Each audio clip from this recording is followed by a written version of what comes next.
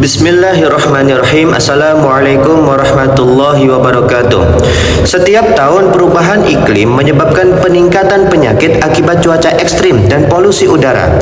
Banyak orang tidak menyadari bahwa kesehatan mereka dipengaruhi oleh kondisi lingkungan sekitar mereka. Data menunjukkan bahwa langkah-langkah mitigasi perubahan iklim dapat meningkatkan kualitas kesehatan masyarakat secara keseluruhan. Tentu yang bagian mendasar yang dipengaruhi oleh perubahan iklim yang ekstrim adalah sel tubuh manusia. Video yang lalu sudah ada tentang fungsi dasar sel. Nah, sekarang kita mulai lanjutkan pembahasan sebelumnya yang terpotong, yaitu tentang fungsi khusus sel dan sedikit Q&A dari aspek homeostasis, seperti apa peran sistem endokrin dalam homeostasis.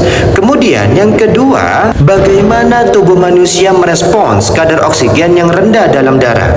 Kemudian yang ketiga, bagaimana tubuh manusia itu mengatur kadar kalsium dalam darah. Pertama, sistem endokrin itu berperan dalam homeostasis dengan melepaskan hormon yang mengatur proses tubuh seperti metabolisme, pertumbuhan, dan keseimbangan elektrolit.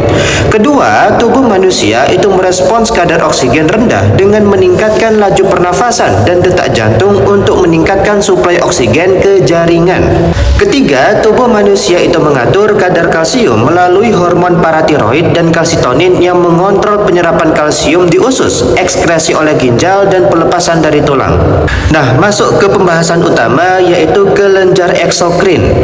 Kelenjar eksokrin itu mengeluarkan isinya melalui duktus ke bagian tubuh luar atau ke dalam suatu rongga yang berhubungan dengan dunia luar. Ekso berarti eksternal, krin berarti sekresi. Contohnya adalah kelenjar keringat dan kelenjar yang mengeluarkan getah pencernaan. Jika sebaliknya, sel-sel penghubung itu lenyap selama masa perkembangan dan sel-sel kelenjar sekretorik terisolasi dari permukaan, maka terbentuk kelenjar endokrin. Kelenjar endokrin itu tidak memiliki duktus dan mengeluarkan produk sekretoriknya yang dikenal sebagai hormon secara internal ke dalam darah. Endo berarti internal. Sebagai contoh, pankreas menyekresi insulin ke dalam darah yang mengangkut hormon ini ke tempat-tempat kerjanya di seluruh tubuh. Bagian besar sel bergantung pada insulin untuk menyerap glukosa atau gula. Jaringan ikat itu dibedakan karena memiliki sel relatif sedikit yang tersebar di dalam bahan ekstrasel yang banyak jumlahnya. Seperti diisyaratkan oleh namanya, jaringan ikat itu menghubungkan, menunjang, dan mengikat berbagai bagian tubuh.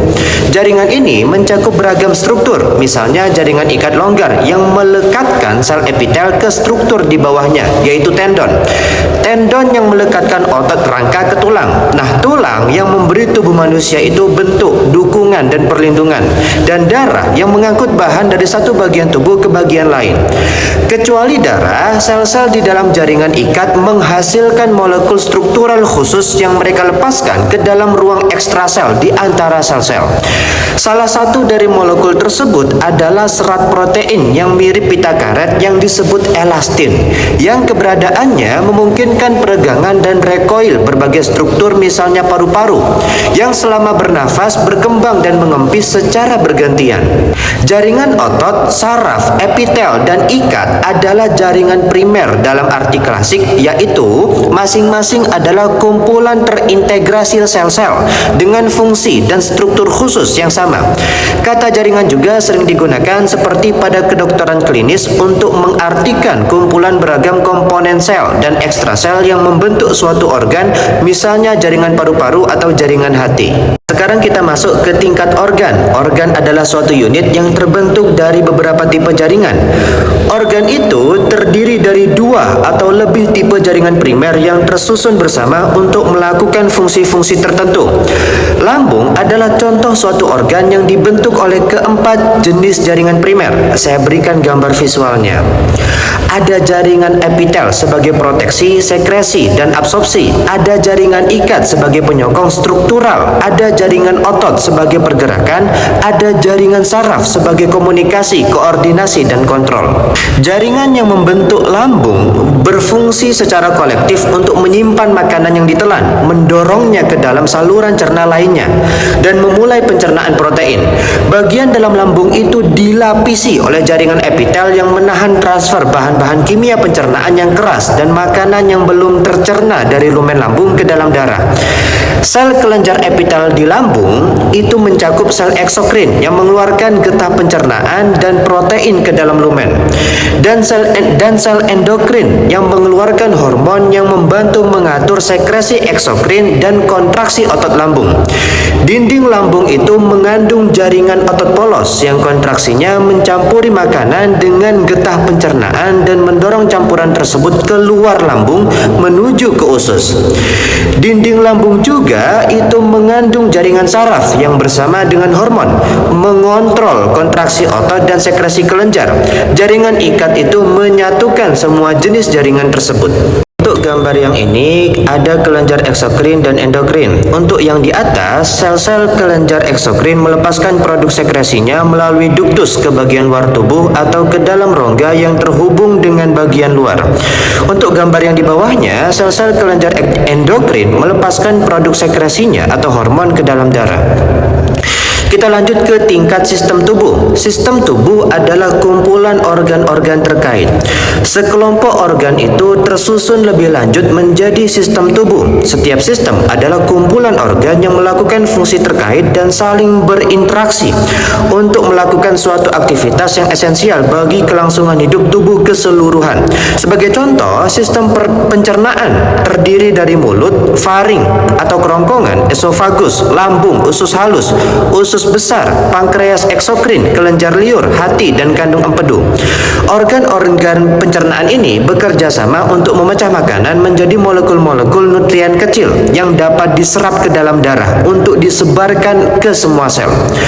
Tubuh manusia itu memiliki 11 sistem.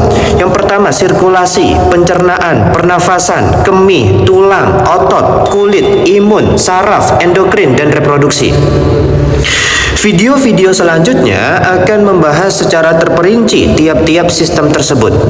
Oke, lanjut ke tingkat organisme. Sistem-sistem tubuh itu dikemas bersama-sama menjadi tubuh keseluruhan yang fungsional. Setiap sistem tubuh itu bergantung pada fungsi normal sistem lain untuk melaksanakan tanggung jawab spesifiknya. Tubuh keseluruhan pada suatu organisme multisel, suatu individu yang hidup independen, terdiri dari berbagai sistem tubuh yang secara struktural dan fungsional terkait sebagai satu kesatuan yang terpisah dari lingkungan eksternal. Karena itu, tubuh terdiri dari sel-sel hidup yang tersusun membentuk sistem-sistem yang mempertahankan kehidupan. Berbagai sistem tubuh tersebut tidak bekerja sendiri-sendiri. Banyak proses tubuh yang kompleks itu bergantung pada hubungan timbal balik antara banyak sistem. Sebagai contoh, pengaturan tekanan darah itu bergantung pada respons terpadu sistem sirkulasi, sistem kemih, sistem saraf, dan endokrin. Meskipun para ahli fisiologi mungkin memeriksa fungsi tubuh di setiap tingkat dari sel hingga sistem, tetapi tujuan akhir mereka adalah mengintegrasikan mekanisme-mekanisme ini menjadi gambaran lengkap bagaimana organisme secara keseluruhan bekerja sebagai satu kesatuan. Saat ini, para peneliti sedang giat meneliti beberapa pendekatan untuk memperbaiki atau mengganti jaringan atau organ yang tidak lagi dapat secara adekuat melakukan fungsi-fungsi vitalnya karena penyakit, trauma, atau penuaan. Selanjutnya, kita akan fokus pada bagaimana berbagai sistem tubuh tersebut secara normal bekerja sama untuk mempertahankan kondisi internal yang penting bagi kehidupan.